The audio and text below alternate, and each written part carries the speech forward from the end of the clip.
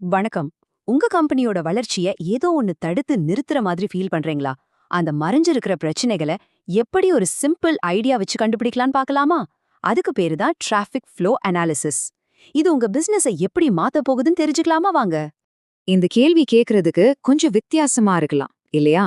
ஆனா நம்புங்க, நீங்க காலையில டிராஃபிக்ல டென்ஷன் ஆகுறதுக்கும் உங்க கம்பெனியோட லாபத்துக்கும் ஒரு சம கனெக்ஷன் இருக்கு. அது என்னன்னு இப்ப பார்க்கலாம் வாங்க. பாத்தீங்களா, கனெக்ஷன் எவ்ளோ ஸ்ட்ரெயிட் ஃபார்வர்டா இருக்குன்னு. ஹைவேல ஒரு கார் நின்னுட்டா எப்படி மொத்த டிராஃபிக்கும் ஜாம் ஆகி நிக்குதோ, அதே மாதிரி தான் ஆஃபீஸ்ல ஒரு சின்ன வேலை நின்னுட்டா கூட அத நம்பி இருக்கிற மத்த எல்லா வேலையும் அப்படியே நின்னுடும். சொல்லப்போனா இதுதான் இந்த அனாலிசிஸோட அடிநாதமே. இங்க தான் நம்ம ஒரு விஷயத்தை நல்லா புரிஞ்சுக்கணும். இந்த டிராஃபிக் ஃப்ளோ அனாலிசிஸ்ங்கிறது வெறும் ரோட்டுக்கு மட்டும் கிடையாது. இது உங்க பிசினஸ்ல நடக்கிற ஒவ்வொரு சின்ன அசைவுக்கும் பொருந்தக்கூடிய ஒரு பவர்ஃபுல்லான கான்செப்ட். ஒரே ஒரு தடையை நீங்க நீக்குனா போதும், மத்த ஃப்ளோ திரும்பவும் சரியாயிடும். வாங்க, இந்த ஒப்பீட்டை இன்னும் கொஞ்சம் ஆழமா பாப்போம். உங்க பிசினஸ் வேலைய ஒரு ஹைவே மாதிரி கற்பனை பண்ணி பார்த்தா என்னெல்லாம் தெரியுதுன்னு பார்க்கலாமா? நிஜமான டிராஃபிக்குக்கும் நம்ம ஆபீஸ்ல நடக்கிற தாமதத்துக்கும் என்ன ஒற்றுமைன்னு பாருங்க. ஹைவேல நிக்கிற ஒரு வண்டின்றது ஓவர்லோட்ல இருக்கிற ஒரு எம்ப்ளாயியா இருக்கலாம், இல்லனா மக்கர் பண்ற ஒரு சிஸ்டமாவும் இருக்கலாம்.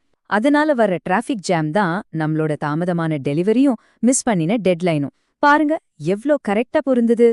அப்போ உங்க பிசினஸ்ல இந்த டிராஃபிக் ஜாம் எல்லாம் எங்க இருந்து தான் வருது?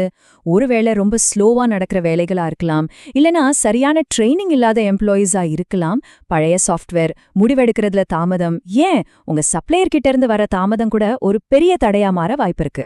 சரி, அடுத்ததா இந்த தடைகள்லாம் உங்க கம்பெனிக்கு பண ரீதியாவும் சரி, வேலை ரீதியாவும் சரி எவ்ளோ பெரிய பாதிப்பை ஏற்படுத்துதுன்னு பார்க்கலாம். இந்த கோட் ஒரு முக்கியமான வார்னிங் நமக்கு கொடுக்குது. நம்ம இது ஒரு சின்ன பிரச்சனை தானேன்னு கண்டுக்காம விடுற ஒரு விஷயம் உங்க முழு கம்பெனியுமே முடக்கிற அளவுக்கு பெரிய டேமேஜை உண்டாக்க முடியும். ஆமா, நீங்க கேக்குறது கரெக்ட் தான். தப்பா டிசைன் பண்ண ஒரே ஒரு அப்ரூவல் ஃபார்ம், இல்லனா சரியா ட்ரெயினிங் இல்லாத ஒரே ஒரு எம்ப்ளாயி, இந்த மாதிரி சின்ன சின்ன விஷயங்களால உங்க கம்பெனி ஒவ்வொரு மாசமும் ஆயிரக்கணக்கான டாலரை யாருக்குமே தெரியாம இழந்துட்டு இருக்கலாம். இந்த பண இழப்பு ரொம்ப சீரியஸானது. இதுக்கு உடனடியா கவனம் தேவை. இந்த தடைகள் எல்லாம் உங்க பிசினஸோட முக்கியமான பகுதிகளை எப்படி பாதிக்குதுன்னு சில உதாரணங்களை பாருங்க. சேல்ஸ் ப்ராசஸ்ல ஒரு சின்ன தடை வந்தா கூட அது புது கஸ்டமர்ஸை இழக்க வச்சிடும். கஸ்டமர் சர்வீஸ்ல தாமதமானா இருக்கிற கஸ்டமர்ஸும் உங்களை விட்டு போயிடுவாங்க. சோ பாதிப்பு எல்லா பக்கமும் இருக்கு. சரி, பிரச்சனைகளை அடையாளம் கண்டது போதும். இப்ப நாம தெளிவான ஆக்ஷனபிள் சொல்யூஷன் பக்கம் போகலாம்.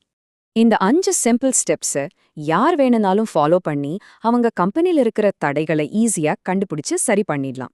முதல்ல உங்க வேலை எப்படி நடக்குதுன்னு ஒரு மேப் மாதிரி போடுங்க. அப்புறம் எது தடையா இருக்குன்னு கண்டுபிடிங்க. அதனால எவ்ளோ நஷ்டம்னு கணக்கு போடுங்க. அதுக்கு ஒரு தீர்வை ரெடி பண்ணுங்க. கடைசியா அதை தொடர்ந்து கண்காணிச்சு இன்னும் எப்படி பெட்டர் பண்ணலாம்னு பாருங்க. இது ஒரு தடவை செய்யற வேலை கிடையாது, இது ஒரு தொடர் பயணம். முடிவா இந்த ஒரு முக்கியமான விஷயத்த மனசுல வச்சுக்கலாம். ஒரு செயினோட பலம் அதோட வீக்கான லிங்க்ல தான் இருக்குன்னு சொல்லுவாங்க இல்லையா? அதே மாதிரி தான் உங்க கம்பெனியோட வேகம் அதுல இருக்கிற ரொம்ப ஸ்லோவான ப்ராசஸ பொறுத்து தான் இருக்கு. இப்போ ஒரு நிமிஷம் யோசிச்சு பாருங்களேன். இன்னைக்கு நாம பேசின இந்த ஐடியாவை உங்க சொந்த வேலையில பொருத்தி பாருங்க. உங்க கம்பெனியோட வேகத்தை குறைக்கிற அந்த சின்ன தடை எங்க ஒளிஞ்சிட்டு இருக்கு? இந்த பவர்ஃபுல்லான எண்ணத்தோட முடிச்சுக்கலாம். உங்க பிசினஸ்ல மறைஞ்சிருக்கிற அந்த சின்ன சின்ன தடைகளை கண்டுபிடிச்சு நீக்குங்க. அப்படி செஞ்சீங்கன்னா உங்க கம்பெனியோட முழு திறனும் வெளிப்படும். வளர்ச்சி நிச்சயமா உங்க கையில.